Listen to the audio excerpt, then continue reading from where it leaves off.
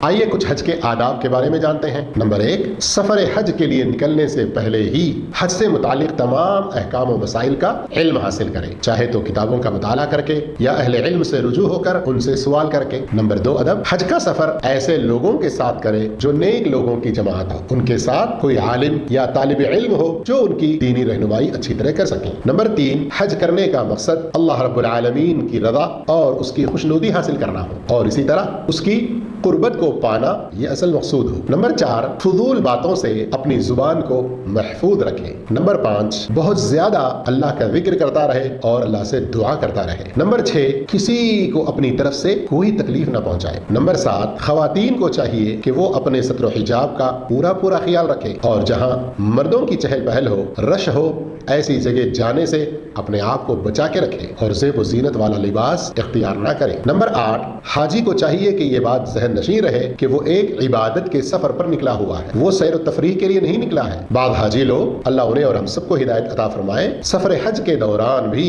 شاید بھول جاتے ہیں کہ وہ ایک عبادت کے سفر میں ہیں، اپنے اوقات کو اللہ کی ناراضگی میں گزارتے ہیں۔ تصویریں اتارنا، راستے بھر میں ویڈیو بناتے رہنا اور دوسرے بیکار مشغلوں میں رہتے ہیں، جو کہ ایک حاجی کے لیے مناسب نہیں ہے۔